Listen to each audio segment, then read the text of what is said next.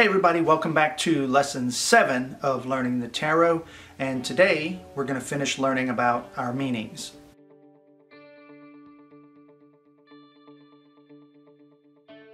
Alright, so today we're going to finish out our meanings for the tarot. In our last lesson we did the 4 aces and the major arcana of the tarot, gave you all the traditional meanings. So this time what we're going to do is we're going to give you the rest of the meanings. Get your pen and paper together and get ready. It's not a whole lot to talk about. We're just going to jump right into it. So let's get started right now. Alright, so let's start with the Pentacles. We have Pentacle Court cards to start. King of Pentacles, King of the Spirits of Earth, shrewd, established, self-made man. He is intelligent and world-wise. If ill-placed, he can be corrupt and perverse and should not be trusted. Then we move to the Queen of Pentacles, Queen of the Thrones of Earth. Intelligent, cultured, and elegant woman. A woman of wealth who donates generously to the arts. If ill-placed, she will be suspicious and narrow-minded. Knight of Pentacles, Prince of the Chariots of Earth. A capable and dependable man. Scientific and cultured, but materialistic and methodical. If ill-placed, he will be careless and narrow-minded. Page of Pentacles, Princess of the Echoing Hills.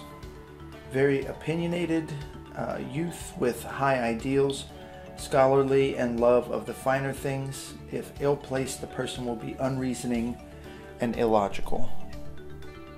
Alright, so now to the pip cards, or the numbered cards. And the pip cards from 2 to 10, which gives you 9 cards, will be divided into sets of 3, each associated with a particular astrological sign and planet. So first 3 of the Pentacle cards, the 2, the 3, and the 4, are associated with the sign of Capricorn.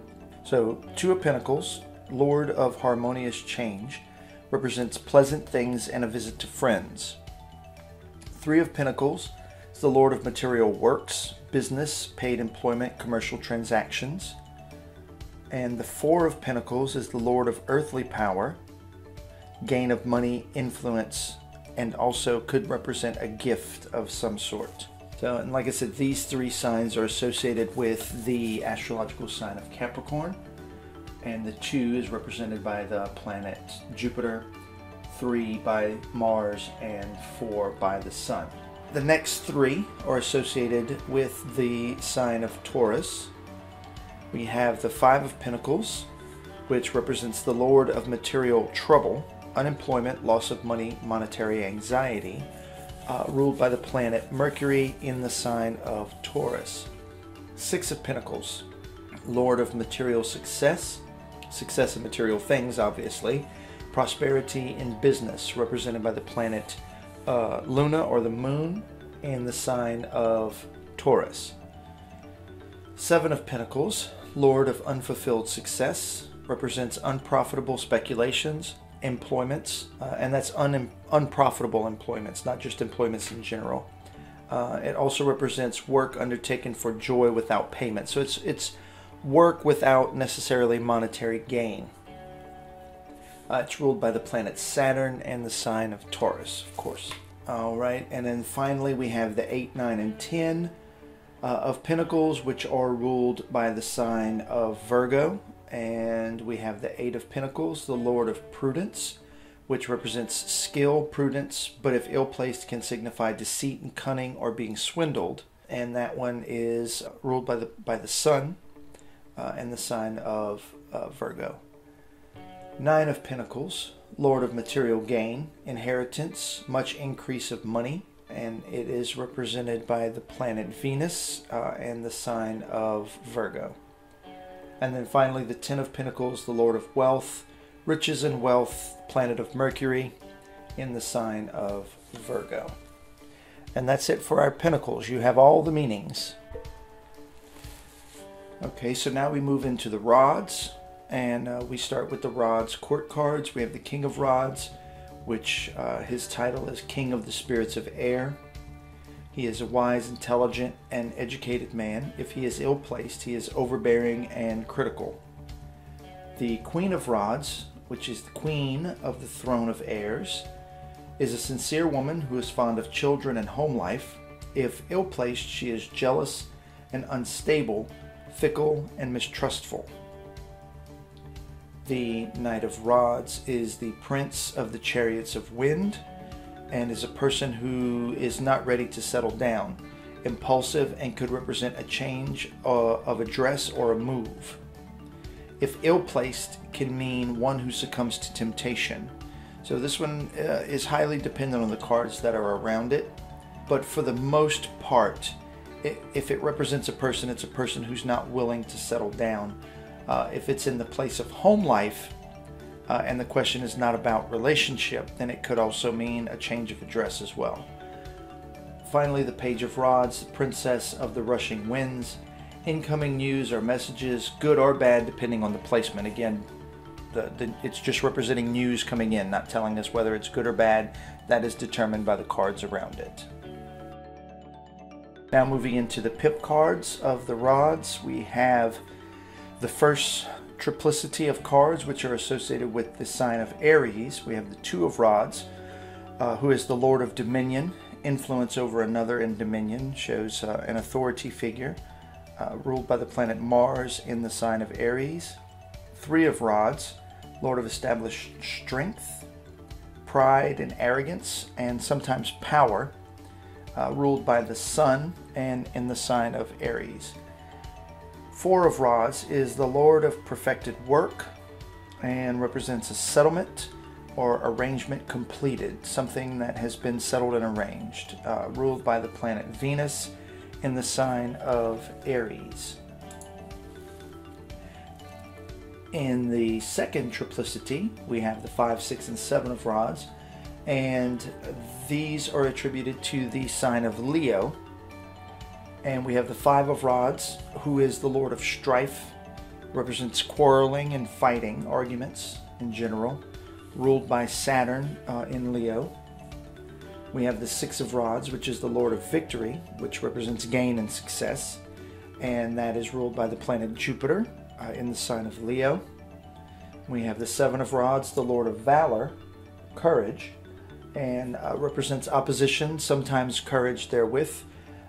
This card shows that the person is fighting or striving, and they can definitely achieve victory, and it is ruled by the planet Mars in the sign of Leo. And then finally, the last triplicity of the rods, we have the 8 of Rods, which is the Lord of Swiftness, represents a hasty communication, letter, or message. Swiftness in general, when this card identifies or gives you insight into another card by being near it, it shows that the things will happen swiftly. Things are going to start to move very quickly. It is ruled by the planet Mercury in the sign of Sagittarius. This triplicity is ruled by Sagittarius. We have the 9 of Rods, Lord of Great Strength, represents, of course, strength, power, health, energy, ruled by the Moon or Luna in the sign of Sagittarius. And then we have the 10 of Rods, Lord of Oppression, struggling to succeed. Success will not come easy and is not guaranteed. That is ruled by the planet Saturn in the sign of Sagittarius. Okay, moving along now into the swords, the element of fire. Let's start with the court cards. King of Swords, King of the Spirits of Fire, a political or military man, powerful and determined authority figure. If he is ill-placed, he can signify unjustified violence and a person who seeks revenge. The Queen of Swords, Queen of the Throne of Flame, determined, sharp-witted woman who is cautious. Past hurts cause her to be untrusting. If ill-placed, she can be spiteful and malicious gossiper. Knight of Swords, Prince of the Chariots of Fire, fearless and confident young man who is career-minded and a conqueror. He is tenacious and will sacrifice anything to succeed. If ill-placed, this person will be a braggart with no regard for others. The Page of Swords, the Princess of the Shining Flame, an institutionalized youth, whether military, school, or reformatory. This is a young person who is in some sort of institution.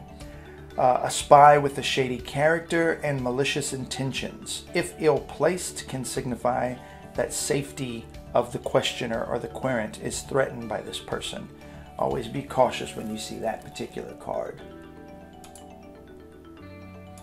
Alright, moving into the pips now. The first triplicity of swords in the pip cards represent the sign of Libra. So we start with the Two of Swords, which is the Lord of Peace restored.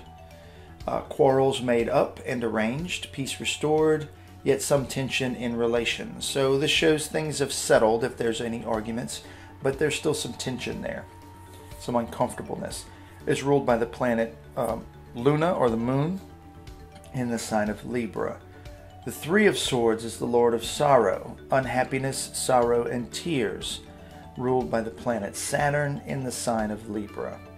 The Four of Swords is the Lord of rest from strife, convalescent, recovery from sickness, change for the better. This is ruled by the planet of Jupiter in the sign of Libra. Alright, the second triplicity of the sword pips is the 5, 6, and 7, and is ruled by the sign of Aquarius. And we start with the Five of Swords, which is the Lord of Defeat, and of course represents defeat, loss, malice, slander, and sometimes evil speaking or gossip that has a malicious intent. Ruled by the planet Venus in the sign of Aquarius. We have the Six of Swords, which is the Lord of earned success, labor, work, journey, probably by water or over water, ruled by the planet Mercury in the sign of Aquarius. The Six of Swords definitely represents having to work for your goals, but also possibly having to travel in order for success to come into play, hence the journey by water or over water. So you can bet that whenever this card shows up in a person's future, there's going to be some sort of journey either near or on the water or over water. Alright, Seven of Swords, Lord of unstable effort. This is a person who is untrustworthy in character. Indecision, journey probably by land. This is ruled by the moon or Luna and the sign of Aquarius. So where the Six of Swords shows journey by water, or either on a boat or something like that, or crossing water, the Seven of Swords represents a journey by land, either a car or a bus or something along those lines. Finally, we have the third triplicity of the swords pip cards, the 8, 9, and 10, and this is ruled by the sign of Gemini. And we have the Eight of Swords, Lord of short and force, narrow or restricted, petty, a prison, feeling of being bound. The person is restricted in some fashion by outside forces. Is ruled by the planet Jupiter in the sign of Gemini. The Nine of Swords is the Lord of despair and cruelty, represents illness, suffering, malice, cruelty, and pain. It's ruled by the planet Mars in the sign of Gemini. Ten of Swords, Lord of ruin. Ruin, failure, and disaster, if ill-placed, can signify physical death. So we have to be cautious when we see this one. Very close attention to the cards that are around it. If it is paired with the death card, it's not a good sign. It's ruled by the planet of the Sun, Sol, and in the sign of Gemini. Alright, and now the final. We deal with the cups. Let's start with the court cards. We have the King of Cups, King of the host of the sea. Authoritative, responsible man who commands respect. Generous in nature, but prone to secrecy and can be manipulative. If ill-placed, he is a man not to be trifled with. Very dangerous person. Queen of Pentacles, Queen of the Thrones of Waters, kind and generous woman who is interested in the arts and is comfortable in all situations. If ill-placed, she can be moody and a charming troublemaker. Knight of Cups, the Prince of the Chariots of Waters, an artistic, imaginative person who is sincere yet gullible. If ill-placed, the person is out of touch with reality and lives in a fantasy world. Page of Cups, Princess of the Flowing Waters. A quiet and intelligent youth, charming but lazy, artistic qualities and the realization of artistic talent. If ill-placed, represents bad news and frustration. Alright, moving into the pip cards. Let's start with the first triplicity, which is associated with the sign of Cancer.